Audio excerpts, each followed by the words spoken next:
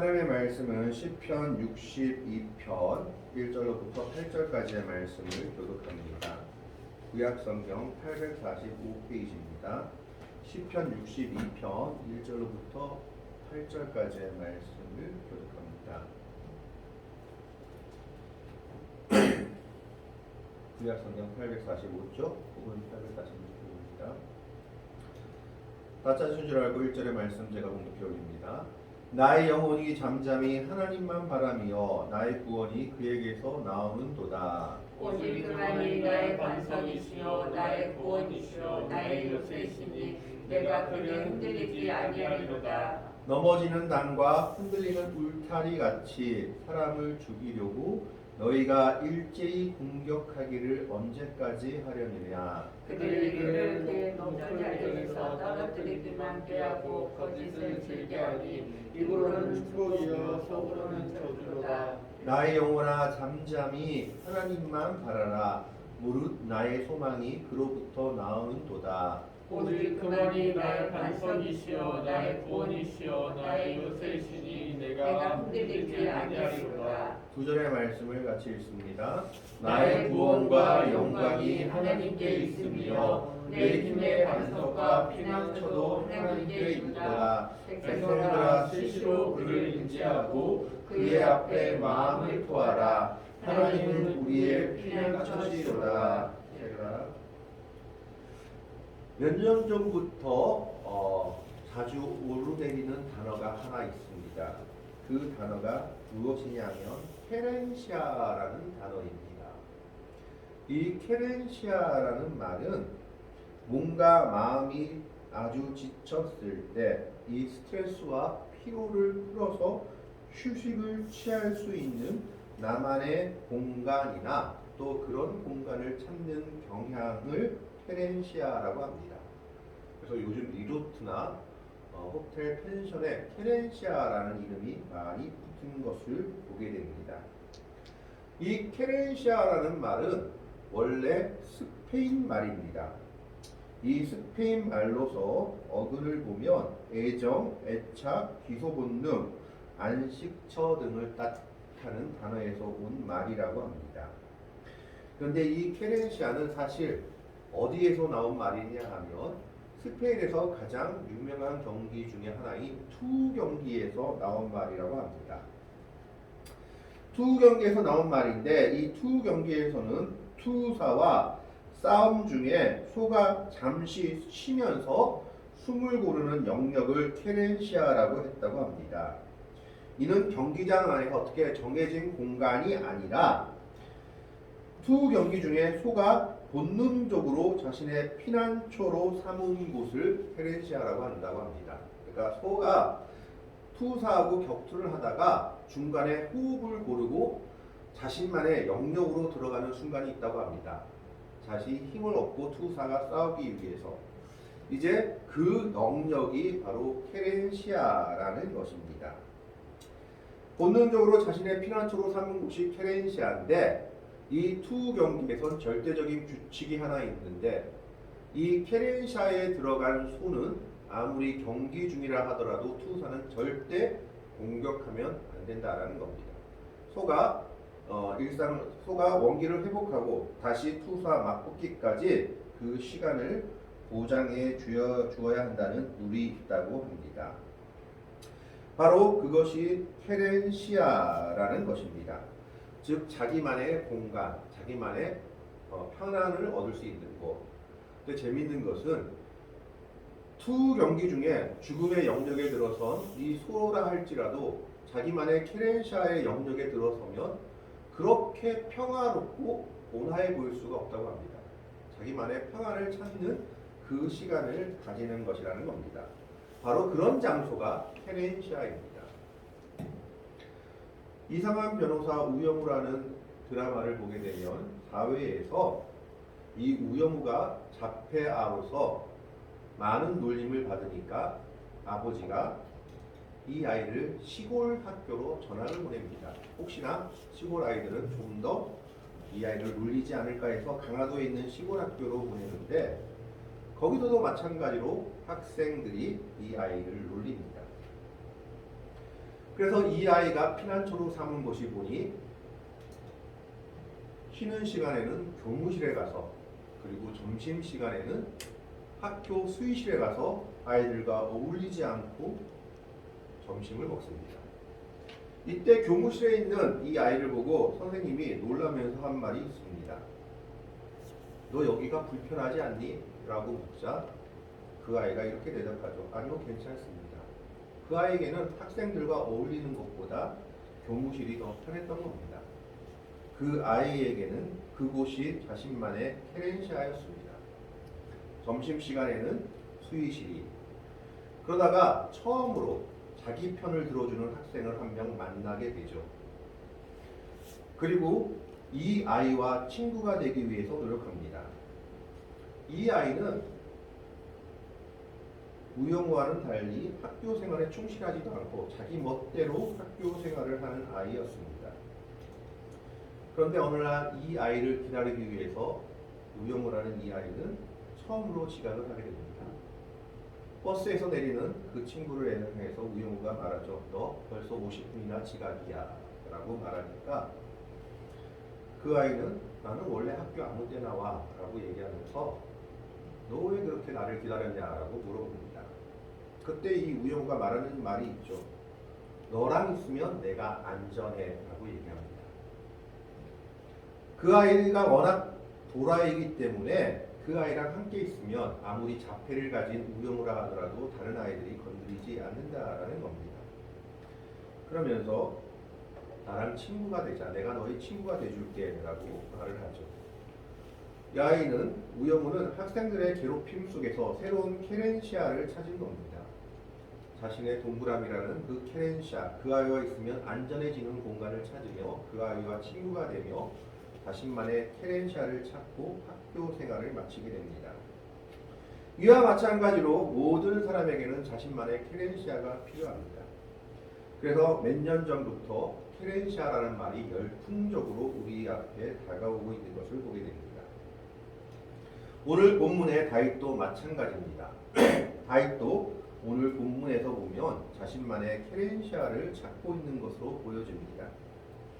오늘 시편 63편은 시편 62편은 다윗의 시 인도자를 따라 여두둔의 법칙에 따라 부르는 노래라고 얘기하는데 많은 학자들이 이 시편이 언제 쓰여졌는지라고 연구했을 때 다윗의 아들인 압살롬이 반역했을 때 지은 시편이다라고 생각을 합니다. 자신이 사랑하는 아들인 압살롬이 큰아들 암논을 죽이고 2년 동안 다른 나라로 피해가 있는 것을 겨우 용서해 주었을 때 압살롬은 아버지를 반역하려는 계획을 품고 반역을 일으켜 성공하였고 압살롬의 반역에 다윗을 따르던 많은 사람들이 압살롬의 편에 서게 됩니다. 그래서 다윗은 자기를 따르는 사람들과 저녁에 야반 도주하듯이 요단강을 건너 도망하게 되죠. 그리고 여러 어려움을 겪게 됩니다. 바로 그 상황에서 지은 시가 시편 62편이라는 것입니다. 그래서 시편 62편 1절의 내용을 보면 이렇게 얘기합니다.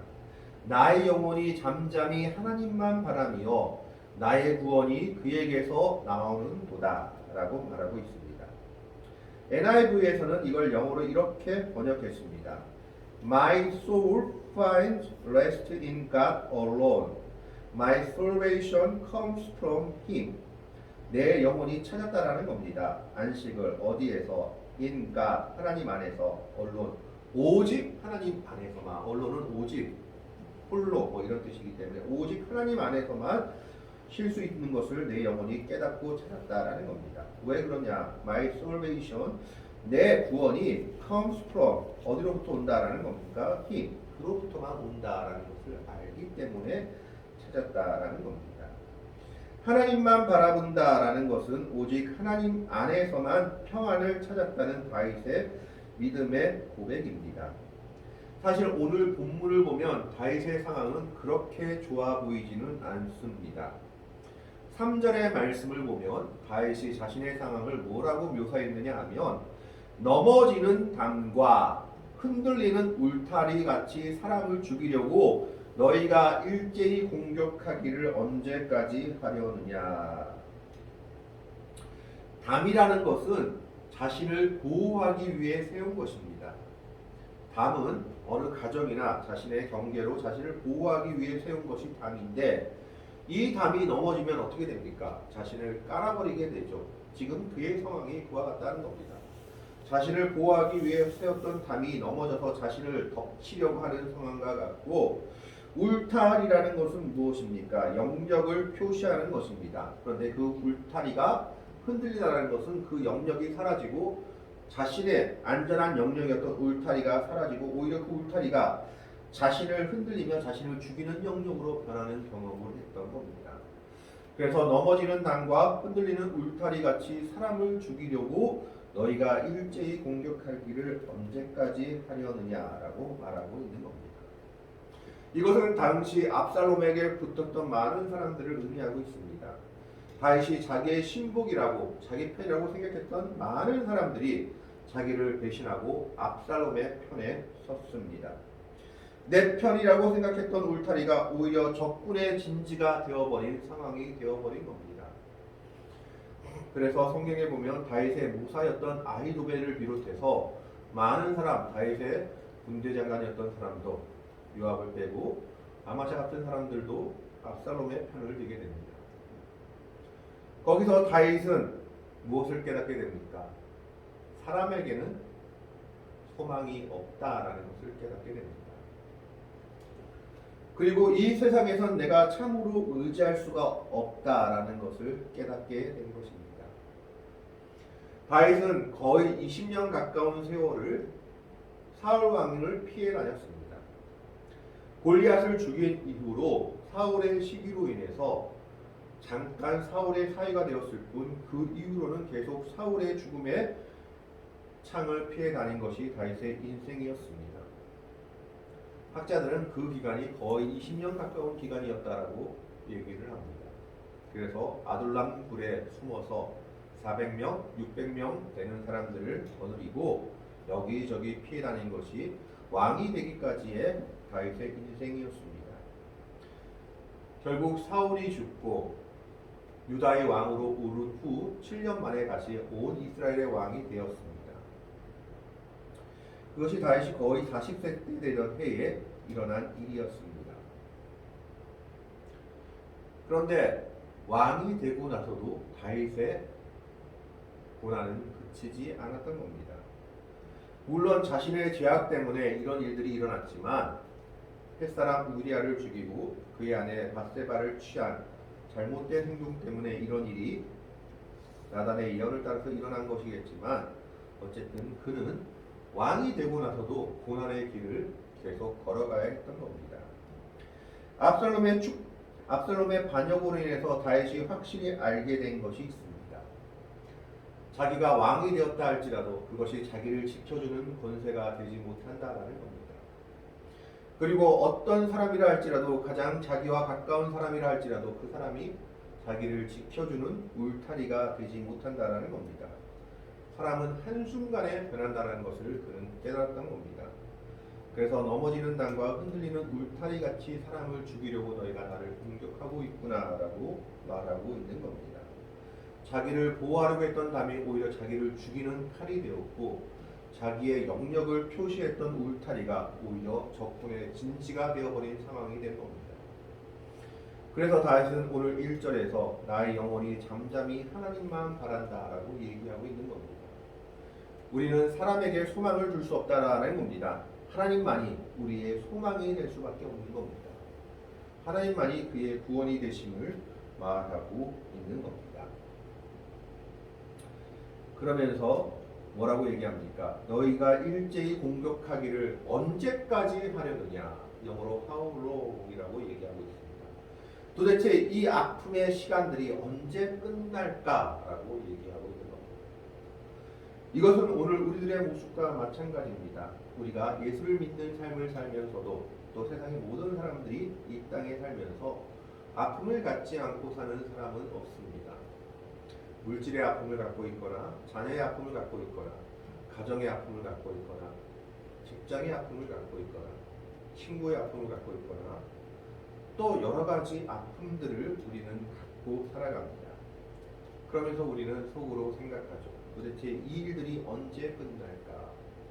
도대체 이 일들은 언제 멈추고 나는 좀 편안하게 살 수 있을까? 라고 생각을 하게 됩니다. 오늘 다윗이 그와 같은 모습이었던 것입니다. 언제까지 이 일이 계속될 것인가?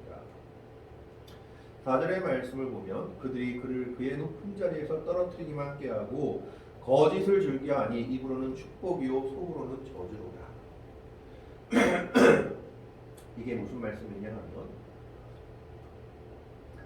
지금까지 다윗 밑에서 다윗에게 아첨하고 다윗을 높이고 다윗과 친했다고 생각했던 사람들이 이중적인 모습을 가지고 있었다라는 겁니다.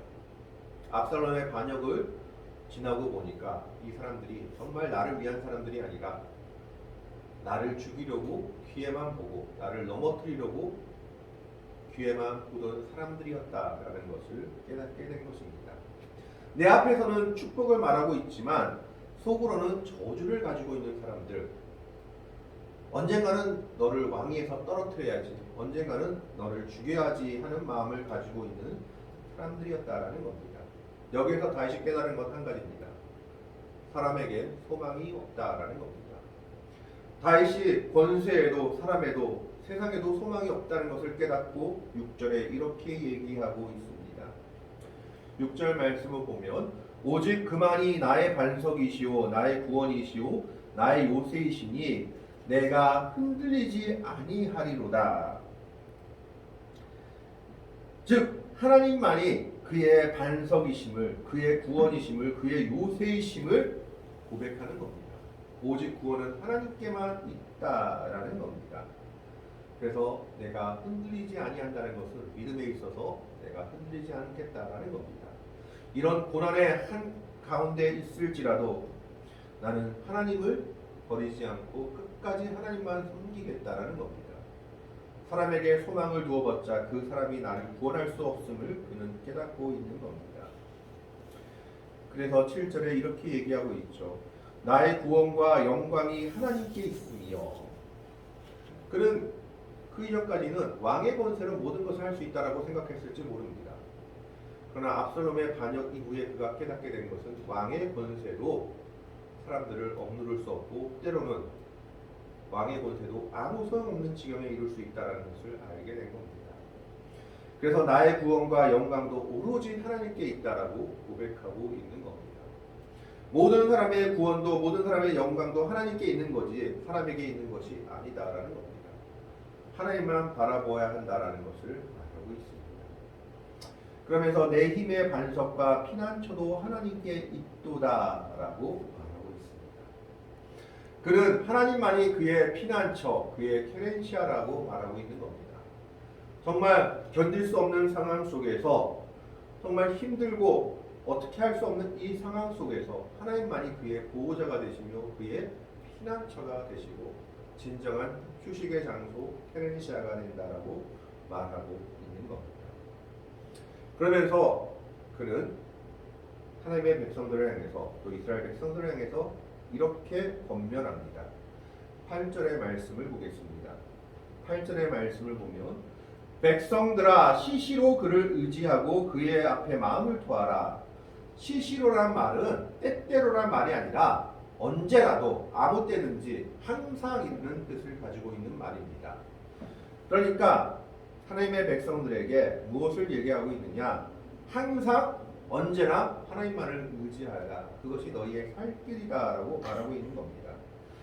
그리고 그의 앞에 마음을 토하라는 건 무엇입니까? 그의 앞에 너희 모든 사정을 아뢰라는 겁니다. 너희 힘들고 어려운 것들 하나님께 아뢰라. 오직 그만이 너희를 도울 수 있다라고 말하고 있는 겁니다.